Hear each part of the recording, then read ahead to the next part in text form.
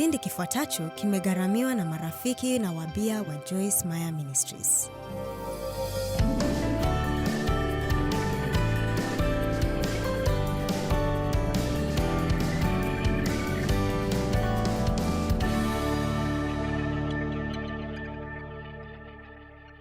Mungu Baba, asante kwa neno lako asubuhi ya leo. Nashukuru Baba kwamba nitakapowahubiria watu neno lako leo liwasaidie kujifunza vyema jinsi ya kuongozwa na Roho Mtakatifu. Katika jina la Yesu. Amen. Kunenewa ni nini? Ni kukumbushwa kwa upole. Hivyo ndivyo nilivyojifunza namna ya kumsikiza Mungu. Unajifunza jinsi ya kutambua yale yanayoendelea maishani mwako, kiasi kwamba unapokosa amani kuhusu kitu fulani, mara moja hiyo inakuwa ni ishara kwamba unahitaji kuachana nacho, au unahitaji kusubiri, au unahitaji kupata maelekezo zaidi kutoka kwa Mungu, au pengine kitu hakifai. Wangapi kati yenu wamewahi kuvaa nguo zinazowabana sana? Sawa, nguo hizo si nzuri, na naweza kukwambia kwa hakika kwamba mimi huchukia sana nguo aina ya jeans ambazo sehemu za miguu hazijanyooka. Umewahi kuvaa suruali aina ya jeans ambayo sehemu moja ya jozi haijanyoka na siku nzima uko tu kana kwamba nimechoka, nikifika sehemu fulani nitatoa mavazi haya? Na nawaambia ni jambo la kufurahisha kwangu kwamba kadri ninavyozidi kuzeeka ndivyo ninavyokosa hamu ya kuvalia mavazi ya kunitatiza.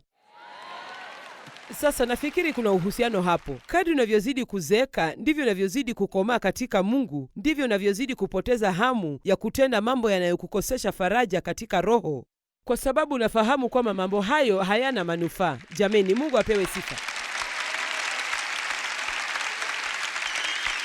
Sina shida iwapo watu wote watanichukia kwa sababu ya kuwakataa, ikiwa kukataa huko kunamaanisha mimi nimemkubali Mungu na niwe na amani na faraja. Kwa sababu wajua, upende usipende, na sitaki kuwa mjeuri wala mfidhuli kuhusu mambo haya, lakini mara nyingi watu hutaka tufanye jambo kwa manufaa yao wenyewe, na hakika hawajali kuhusu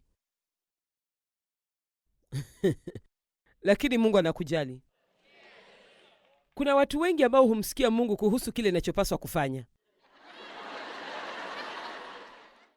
Dada, Mungu alituambia unafaa kuhudhuria kongamano letu. Basi nikasema Mungu anahitaji kuniambia kwa sababu mimi sikusikia kutoka kwake. Nimesikia kwamba nafaa kushughulikia mambo yangu. Nifanye kile nilichoitwa kufanya na Mungu na nitekeleze majukumu yangu, kisha niwe na maisha mema, nipumzike na niishi maisha marefu. Hayo ndiyo aliyoniambia. Lakini unajua, sisi tumesikia kutoka kwa Mungu, lakini unaona, nilipata na shinikizo sana kutokana na hayo, kwa sababu nilikuwa nikiwaza, jamani, je, kama kweli wamesikia kutoka kwa Mungu, itakuwaje wapo wamesikia kutoka kwa Mungu? Sitaki kukosa kumtii Mungu. Wajua nini? Si kawaida kwa Mungu kumwambia mtu tofauti mambo unayopaswa kuyafanya wewe.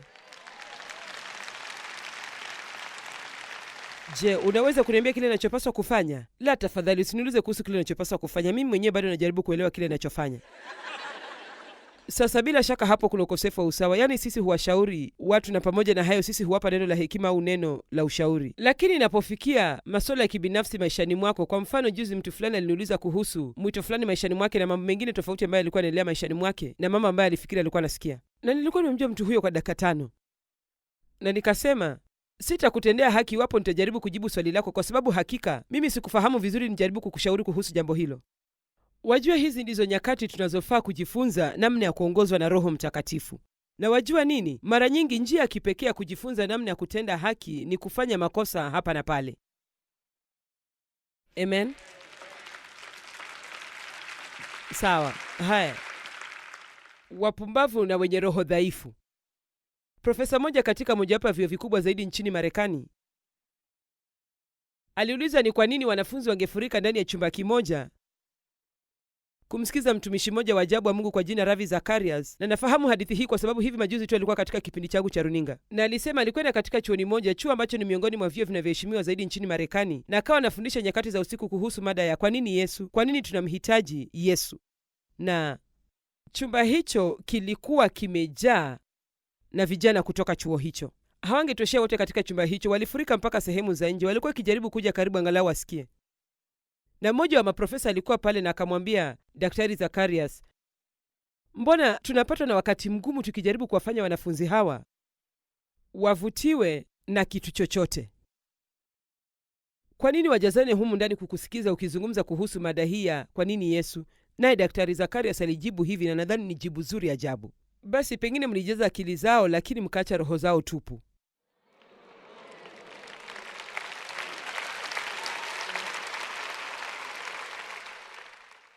Mtu mpumbavu ni yule ambaye ana akili nyingi au anafikiri ana akili nyingi, kisha inakuwa kama chanzo cha kiburi kwake na inamfanya jione kwamba yeye ni bora kuliko watu wengine. Na kiburi cha kiroho ndicho aina hatari zaidi ya kiburi tunachoweza kuwa nacho. Ndiyo, najua na kuelewa kitabu hiki, na usijaribu kuniambia chochote. Huo ni mtazamo mbaya. Kila wakati tunapofikiri kuwa hakuna chochote tunachofaa kujifunza na hatuhitaji kutilia maanani yale yanayosema na mtu mwingine, kwamba sisi tunajua kila kitu. Hakuna mtu hatari duniani kuliko mtu anayejifanya kujua kila kitu. Mtu anayefikiria kwamba anajua kila kitu. Wao hawakosei, hawawezi kusema nilikosea, hawawezi kusikia, hawawezi kunyenyekea. Si tatizo tu, ni tatizo hatari. Ikiwa unafanya hivyo, unajiweka katika hali ambapo hufundishiki, na hiyo ni hali hatari sana.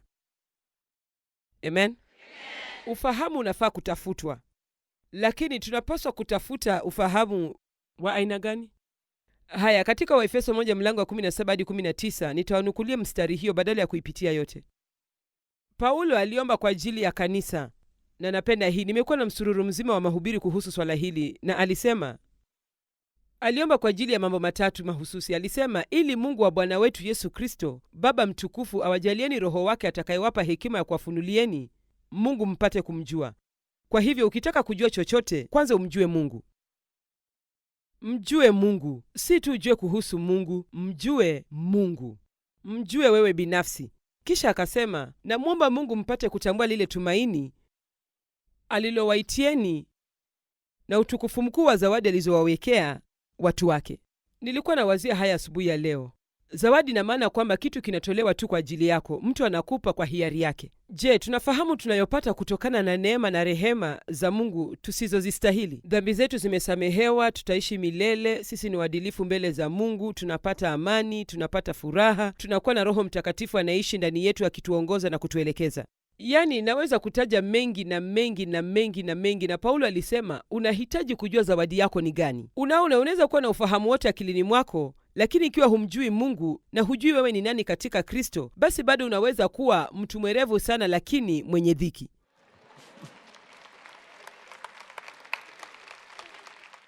Amen.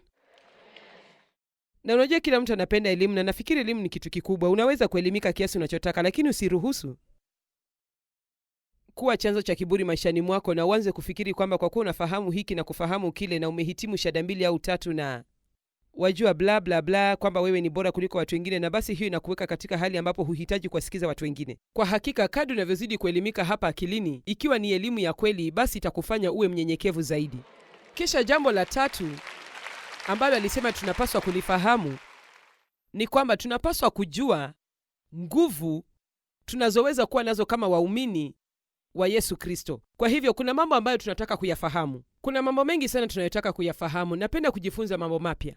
Napenda kutazama filamu zinazoonyesha hali halisia ya maisha na mambo kama hayo ili nijifunze kitu. Napenda kutazama filamu zinazohusu mambo ya wanyama kwa sababu ninastaajabishwa na jinsi Mungu ameweka kila kitu pamoja na hata mambo mbalimbali ameyafanya. Kuna kitu ndani yetu kinachotaka tukue na pia tujifunze. Lakini tunahitaji kuhakikisha kwamba tunajifunza kitu ambacho mwishowe kitatusaidia na kutuletea wema. Wakorintho wa kwanza 8:1-2. Kila mara tunahitaji kutegemea upako wa Mungu kuliko kutegemea kile tunachokifahamu. Wajua, kufikia sasa najua jinsi ya kuhubiri. Nimekuwa nikihubiri kwa miaka 36. Lakini nategemea upako wa Mungu, kwa sababu haijalishi kile ninachojua, ikiwa hayupo nami, bila shaka sitafanya vyema. Wakorintho wa kwanza 8:1-2. Sasa walikuwa wanazungumzia hoja mahususi ambayo walizungumzia sana wakati wa Paulo. Hoja hiyo ilikuwa iwapo kulikuwa na uwezekano wao kula nyama iliyotambikiwa kwa ajili ya sanamu au wasile nyama iliyotambikiwa kwa ajili ya sanamu. Paulo alikuwa anasema, naam, ikiwa mna imani ya kutosha, basi mnajua sanamu ni kitu tu cha kuchongwa. Kwa hivyo basi chakula chochote kilichotolewa kwa ajili ya sanamu hiyo pengine hakina madhara. Hata hivyo alisema, iwapo huna imani hiyo, basi usiile, kwa sababu ni vyema kwamba uwe na dhamiri isiyohukumika kuliko kufanya jambo litakalokufanya ujihisi kana kwamba una hatia. Kwa hivyo walikuwa na bishana na kuwa na mjadala kuhusu swala hilo. Paulo anasema hivi kuhusu chakula kinachotambikiwa sanamu: bila shaka tunafahamu kwamba sote tunao ujuzi kuhusu mambo haya, japo kiasi ujuzi huwafanya watu wajivune. Wangapi wanafahamu maana ya kujivuna? Mimi ni bora kukushinda, najua mengi zaidi kukushinda, usijaribu kuniambia chochote. Ikiwa ufanyi kama ninavyofanya mimi, basi unakosea. Yahusu sasa vyakula vilivyotambikiwa sanamu, tunajua kwamba sisi sote tuna ujuzi, lakini ujuzi huu huwafanya watu wawe na majivuno, lakini mapendo na roho safi na ukarimu hujenga. Hebu tutazame mstari wa 2. Anayefikiri kwamba anajua kitu kuhusu mambo ya kiroho pasipo upendo, kwa kweli hajui chochote kama inavyompasa. Wajua Paulo anasema nini? Haijalishi unafikiri unajua mengi kiasi gani. Sasa hili ni jambo zuri, kwa hivyo usije kalikosa. Haijalishi tunafikiri tunajua mengi kiasi gani. Ndiyo, nazungumza na watu wote wanaonitazama kwenye runinga, sizungumzi tu na watu wote walio humu ndani. Haijalishi unafikiri unajua mengi kiasi gani. Ndiyo, nazungumza nawe. Haijalishi unafikiri unajua mengi kiasi gani. Je, unajua jinsi tunavyopenda kuambia watu kuhusu tunayojua? Basi nafikiria hivi. Watu wanapoongea mara nyingi sisi hutaka wanyamaze ili tuambie kile tunachofikiria. Hebu nieleze kile ninachojua. Najua, nafikiri. Kwa hivyo haijalishi unafikiri unajua nini. Je, mko tayari? Ikiwa hutembei katika upendo, basi Biblia inasema hujui chochote. Napenda hiyo. Kwa hivyo pata ufahamu wote unaotaka, lakini hakikisha kwamba kila mara unamtegemea Mungu. Wajua tuna wafanyakazi wengi katika huduma ya Joyce Meyer na wote wameelimika, wote ni werevu. Mambo haya yote ya tarakilishi na teknolojia siku hizi yananishangaza sana. Sijui tungefanyaje ikiwa hatungekuwa na idara ya teknolojia na habari wakati mawasiliano yetu yanasambaratika. Na tunawahitaji watu kama hao, tunawahitaji watu waliohitimu. Lakini wajua nini? Na nimezungumza na wafanyakazi wetu wote kuhusu mambo haya. Sitaki wategemee teknolojia. Nataka wategemee upako wa Roho Mtakatifu ili uwasaidie kujua namna ya kushughulikia teknolojia. Wajua nini? Tuna pahali pazuri sasa, na bila shaka wajua hili ni kanisa la Lakewood na ni nzuri. Hata tukiwa tunasafiri tunaweza kubadilisha ukumbi wa kawaida usiopendeza na ukawa mahali pa kupendeza, kwa sababu tuna vifaa vya kupendeza, tuna taa za kupendeza, tuna kila kitu, tunayo mashine za kutoa moshi, tuna kila kitu. Tuna taa zinazowaka na kuzimika, taa zenye rangi. Na wajua nini? Yote yanapendeza. Tuna jarida zuri ajabu, tuna tovuti nzuri ajabu, tuna kipindi cha televisheni cha hadhi ya juu. Lakini wajua nini? Ikiwa hatuna upako wa Mungu, basi hayo yote hayana thamani yoyote. Na haimaanishi ni vibaya kuwa na vitu hivyo vyote. Tunataka kujiwasilisha kwa njia ambayo itawafanya watu wote wa ulimwengu watazame. Na kwa hivyo sifikiri kwamba tunataka tu kuwa na mtazamo wa kusema nina upako, kwa hivyo haijalishi jinsi mambo mengine yalivyo. La, sikubaliani na hayo. Ninachosema ni kwamba hatuwezi kutegemea vitu hivyo. Je, wajua nilivyoanza? Kipindi changu cha kwanza cha televisheni kilichorekodiwa, mnaweza kucheka sana ikiwa mtaitazama leo. Wajua jukwaa letu lilipambwa na nini? Ilikuwa ni pazia bafuni ya rangi ya samawati. Tulikuwa na kamera moja. Na sasa sijui tuko nazo ngapi humu ndani, yani tunazo kwenye milingoti zikining'inia kila mahali. Tulikuwa na kamera moja na tulikuwa kwenye chumba kilichokuwa na paa mbovu na baadhi ya sehemu za paa zilikuwa zikianguka. Na tulikuwa na mlingoti wa waya na pazia ya samawati ikining'inia nyuma yake, na zilikuwa pazia mbili na kila mara zilitengana katikati. Kwa hivyo ilitulazimu kuzishikilia pamoja. Na bado nakumbuka kile nilichokuwa nafundisha. Na tulipokwenda kwenye televisheni, mafundisho haya yalijumuisha katika mojawapo ya vipindi vyetu vya kwanza, na wajua nini? Tulipokea simu 125 siku hiyo, na nikafikiria kwamba nilikuwa nimefariki na nikaenda mbinguni. Sikuwa na wasiwasi kuhusu zile taa au mapambo ya jukwaa lolote lile. Nilijua tu ya kwamba Mungu alikuwa ameachilia upako wake na alikuwa ameniita, na tutawasaidia watu kote duniani kupitia televisheni. Sasa niangalie, kwa sababu nataka kukusaidia. Haijalishi ni nini umekosa.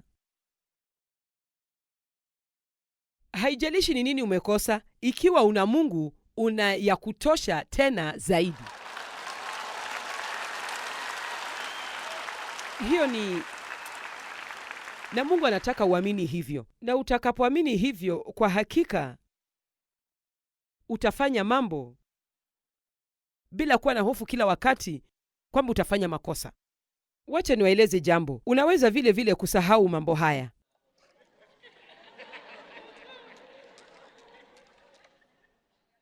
Una shughuli nyingi?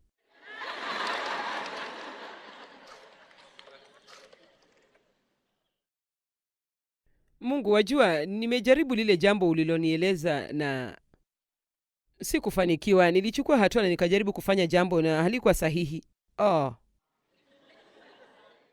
Hiyo utendekea kila mtu bila shaka kila mtu ila wewe Mungu. Ndio, najua wewe hufanyi makosa. Kwa hivyo sawa. Kwa hivyo nilikuwa sawa kwa kiasi kidogo, nilihusisha akili zangu na nikapata sawa. Sasa unataka nijaribu tena, lakini wakati huu nisihusisha akili zangu. Unataka kukata simu sasa? Najua sawa, kwa heri.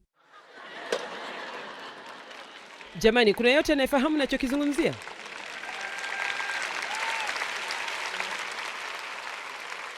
Usitegemee akili zako mwenyewe. Mithali 3:5-7 naipenda.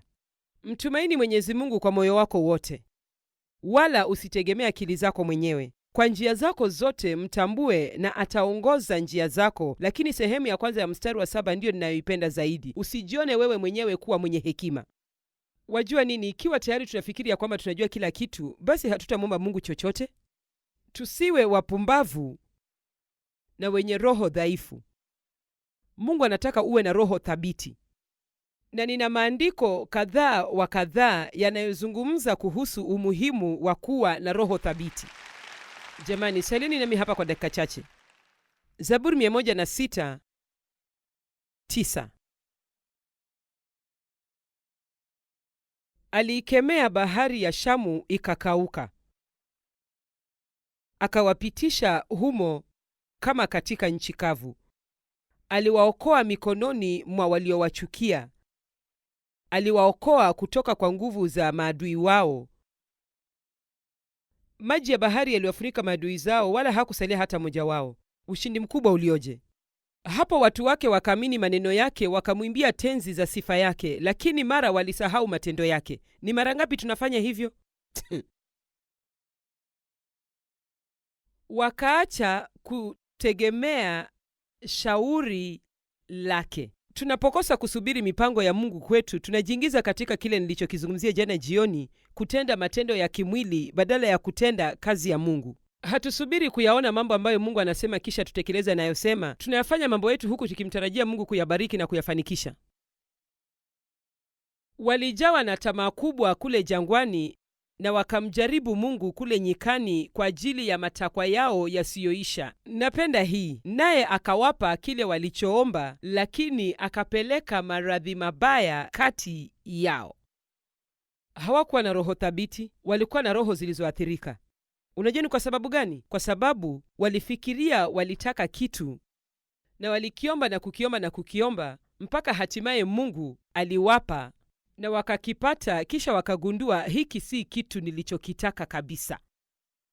Je, kuna mtu hapa ambaye alisukumwa na kutumia hila au uwerevu hadi akapata kile alichotaka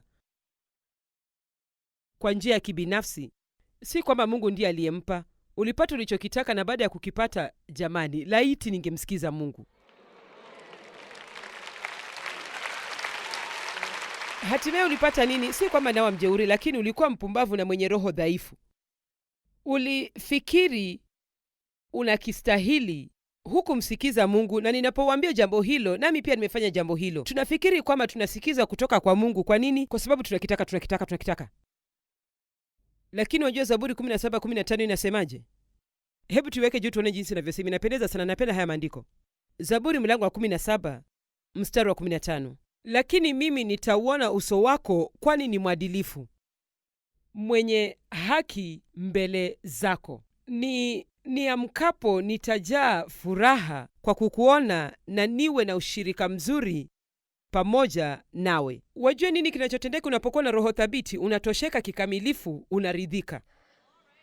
Na ni kwa sababu ya kile ulicho nacho ndani yako, na si kwa sababu ya kile ulicho nacho au unachokosa kiasilia. Ni kwa sababu unacho kile unachohitaji ndani yako. Una roho thabiti.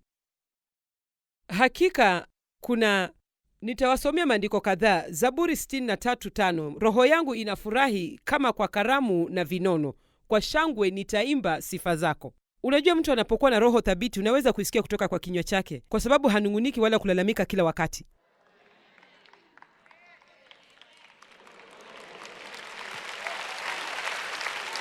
Eti sipendi hii na sipendi kile. Wajua, nilipitia vipindi fulani maishani mwangu ambapo sikujali ni nini kilikuwa kinaendelea na sikuwa nimeridhika. Vilikuwa ni vipindi virefu.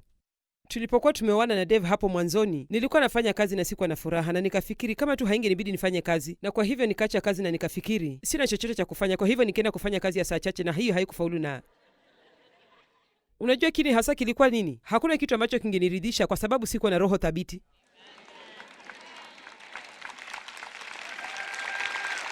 Bado mnajaribu kuelewa swala hili, roho thabiti, sio?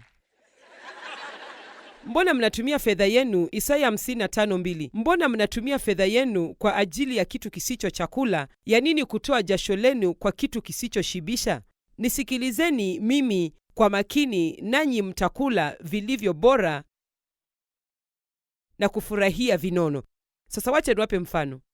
Naweza nikakwambia, sawa, nina seti ya mafundisho inayojumuisha CD, DVD na kitabu cha mazoezi, na inagharimu $45, chochote kile.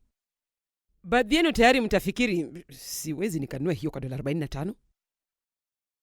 Na kisha utaenda kula chakula cha mchana na utaitisha minofu ya nyama pamoja na maziwa yenye chokoleti, kisha utazibugia zote, na kisha utaenda na ujinunulie vipuli na bisibisi au kitu chochote kile usichokihitaji. Wajua, tunatumia pesa zetu, lakini wakati mwingine hatutaki kuzitumia kugharamia mambo ambayo yataleta mabadiliko makubwa katika maisha yetu. Eti nafikiri nitakongesha visigino vyangu pamoja.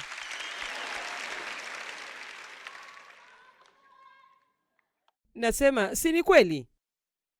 Muda wetu, tunafanya nini na muda wetu? Wakati mwingine tunapoteza tu muda wetu, na ikiwa tu tunaweza kutumia muda wetu kufanya jambo lenye manufaa zaidi, jifanyie mambo yenye manufaa, jitunze, furahia maisha yako, lakini pia wafanyie watu wengine mambo mema. Kwa sababu wajua nini kinachofanyika? Unapowafanya watu wengine wafurahi, unapata roho thabiti.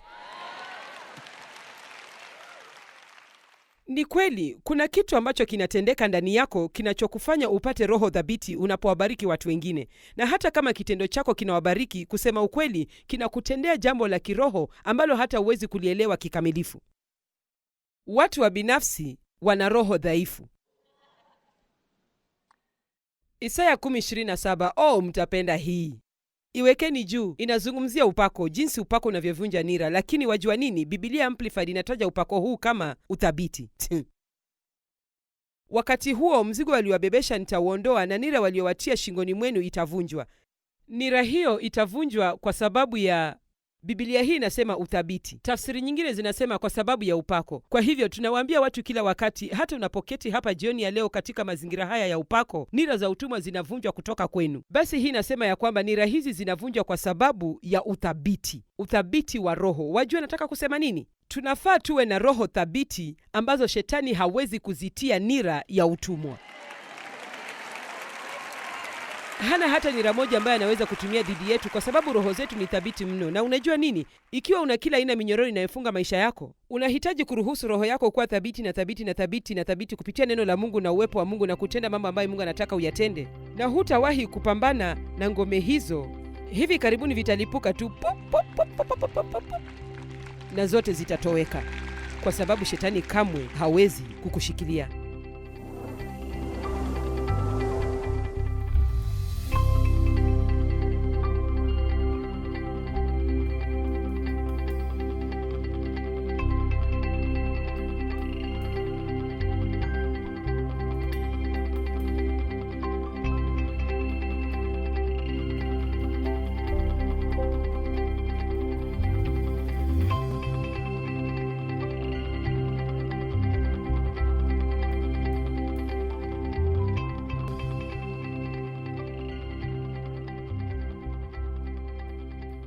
Gharama za kipindi hiki zimelipwa na marafiki na wabia wa Joyce Meyer Ministries.